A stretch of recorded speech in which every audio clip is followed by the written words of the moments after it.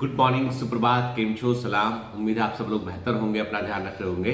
आप सोच रहे हो सर आज सुबह सुबह, इतने सुबह या रात? अर्ली मॉर्निंग में ये रिकॉर्डिंग कर रहा हूँ। और कभी कभी क्या होता है कि काम होता है आपको। जनरली मैं क्या करता हूँ, मेरा रिकॉर्डिंग का टाइम वो जो है वो 7:15 के आसपास में रिकॉर्डिंग करता हूँ, ठीक है।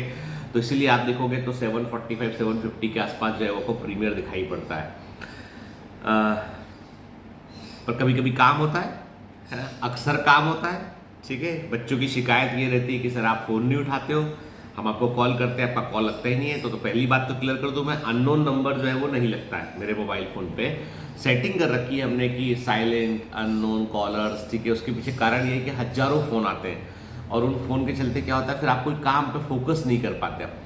फोकस से याद आया है कि आप में से कई सारे लोगों ने मुझसे क्वेश्चन किया है कि सर हम अपने पढ़ने में कॉन्सेंट्रेट नहीं कर पाते। मतलब हमें जो कॉन्सेंट्रेशन चाहिए, जो एकाग्रता चाहिए पढ़ने के लिए, उसका कोई तरीका बताइए हमें, ठीक है। क्योंकि चेकिंग तो एकाग्रता जो है वो कैसे लाए, हम पढ़ना चाहते हैं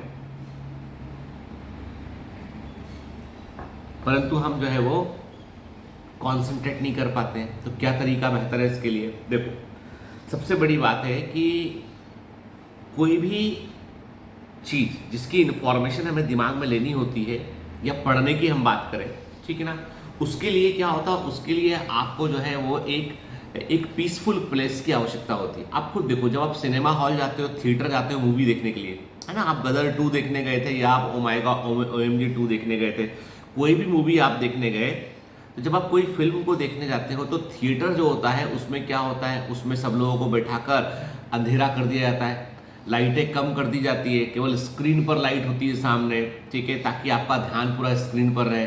आपका ध्यान, जैसे आपने देखा ना, जब सिनेमा हॉल में इंटरवल होता है तो सब लाइटें ऑन कर देते हो, तो फिर हम स्क्रीन पर उतना फोकस नहीं कर पाते, हम आजू बाजू देख रहे होते हैं, ठीक है ना, ठीक है। हम चेकआउट कर रहे होते हैं कौन कौन कहाँ कहाँ बैठा हुआ है, ठीक है। लेकिन सिनेमा हॉल में जैसे आप अंदर बैठे, लाइटें कम कर दी उन्होंने, उनका साउंड भी तेज होता है, उसमें बाहर से गली के बाहर, उस सिनेमा हॉल की गली के बाहर कोई यदि समोसा बेच रहा है, कोई यदि जो है वो सब्जी बेच रहा है, तो उसकी आवाज़ सिनेमा हॉल के अंदर नहीं आती। सिनेमा हॉल में ऐसी इंसुलेटिंग परतें होती है कि साउंड केवल अंदर का अंदर रहे और बाहर का साउंड अंदर ना आए, है ना, तभी आप फोकस कर पाते हैं।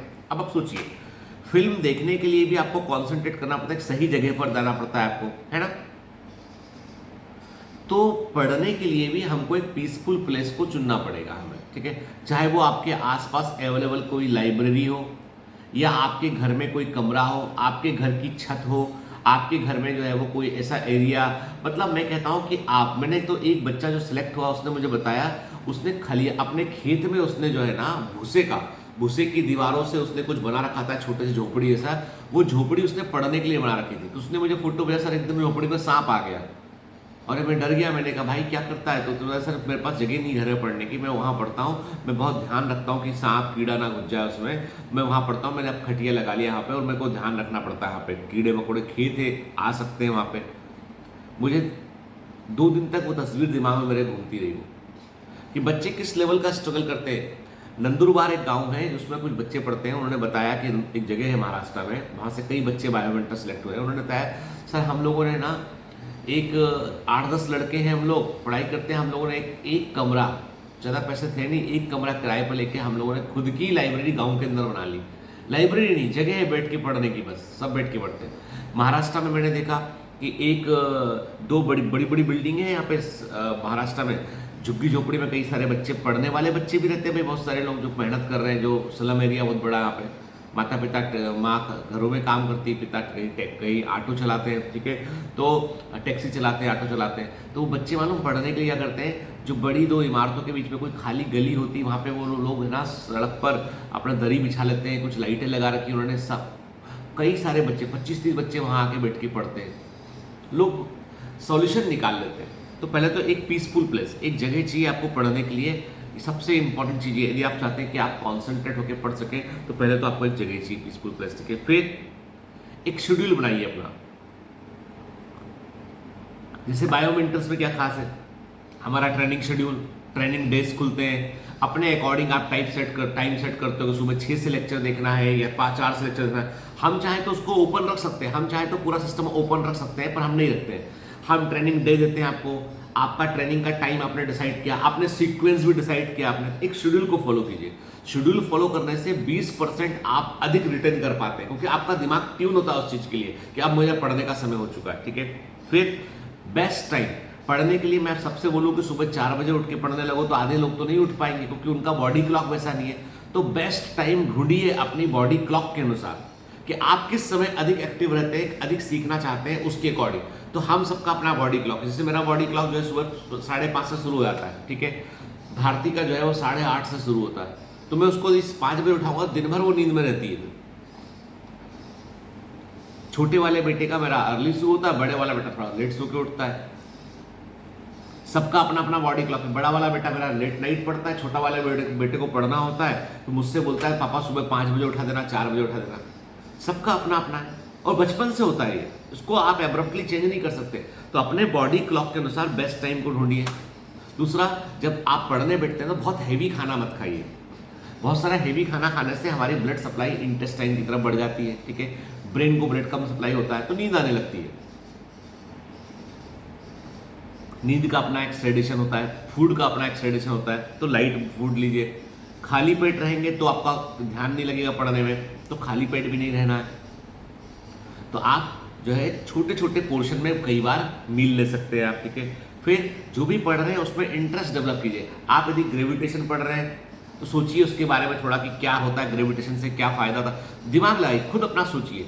अब इसका मतलब है कि ग्रंथ लिखने लगे बैठ के उस पर, है ना। जैसे अभी चंद्रयान 3 का हुआ तो आपके दिमाग में आना चाहिए कि चंद्रयान पहुंचता क्या है, एस्केप वेलोसिटी क्या होता है, न्यूटन्स लॉ ऑफ मोशन क्या है, ठीक है, स्पेस में क्या है वहां पे के ग्रेविटी कैसे काम करती है मून पर, ये सब क्वेश्चन फिजिक्स से रेज होते हैं। तो इंटरेस्ट डेवलप कीजिए। जैसे बायोलॉजी के जब लेक्चर आपने देखा होगा लगते हैं तो उसमें आपको मूवीज से लेके हर चीज पे बताया जाता है आपको, है ना। तो इंटरेस्ट डेवलप कीजिए अपना, चीजें जल्दी याद होंगी आपको। फिर इसके अलावा जब आप एक लेक्चर पूरा कर लें, आप 1 घंटा 1.5 घंटा पढ़ लिए हैं, तो एक 10 मिनट का 5 मिनट का ब्रेक दीजिए। उसे चिल आउट टाइम बोलते हैं। क्या बोलते हैं? Chill out time. उस समय स्क्रीन से बाहर निकल जाइए। 10 मिनट आप पढ़ने के बारे में बात नहीं करेंगे, हम आंखें बंद करके सोचेंगे कि हमने क्या पढ़ा, क्या सीखा हमें, ठीक है। हम अपने आप को विजुलाइज करेंगे कि हमें कहाँ पहुंचना है इस पढ़ने से, हमारा सब लक्ष्य क्या है, सपना क्या है हमारा, ठीक है। तो 10 मिनट 15 मिनट जो है ना, ये उठाया फोन, रील्स देखना शुरू कर दिया, दोस्तों को फोन लगाना शुरू, नहीं। अभी आप पढ़ने के लिए 6 घंटा बैठे ना तो 6 घंटा पढ़ेंगे, पढ़ने के अलावा कुछ और बात नहीं करेंगे। लेकिन एक लेक्चर से दूसरे लेक्चर के बीच में 10-5 मिनट का हमें एक चिल आउट टाइम रखेंगे हम, ठीक है। फिर अपने ऊपर भरोसा करना सीखना पड़ेगा कि मैंने जो पढ़ा है मुझे याद रहेगा। यदि आप स्वयं अपनी मेमोरी पर यकीन नहीं करोगे तो आपका सबकॉन्शियस माइंड बोलेगा कि भैया, यदि सबकॉन्शियस माइंड कहता है कि मुझे याद नहीं रहेगा, तो आप कितनी कोशिश कर लिए, कुछ थैलियां आपके ब्रेन की मिसप्लेस रहेंगी। जब हम पढ़ते हैं ना, ब्रेन में केमिकल पैकेट्स बनते हैं और उनको अरेंज करके रखना होता है। रिवीजन करोगे तो उनको अरेंज करके रखना होता है। जब बार बार रिवीजन करते हो तो केमिकल पैकेट को अपना सिग्निफिकेंस मालूम चलता है कि यार ये 2T/R फार्मूला तो बार बार पढ़ रहा है ये आदमी, मतलब कभी काम आएगा ये, ठीक है। इसलिए आपको ध्यान रखना है चीज का। तो मैं एक बार फिर से दोहराता हूं कि आपको किन चीजों का ध्यान रखना है कंसंट्रेशन को बढ़ाने के लिए, एकाग्रता को बढ़ाने के लिए। सही जगह का चुनाव कीजिए, पीसफुल प्लेस का चुनाव कीजिए, टेबल कुर्सी पर बैठ के पढ़िए, बिस्तर पर लेटकर मत पढ़िए, ठीक है। अपना एक शेड्यूल बनाइए, उसको फॉलो कीजिए। अपने बॉडी क्लॉक के अकॉर्डिंग बेस्ट टाइम, अपने बॉडी क्लॉक के अकॉर्डिंग बेस्ट टाइम का चुनाव कीजिए, ठीक है। जो आपके लिए बेस्ट है उस समय पढ़िए आप, चाहे दिन हो या रात हो।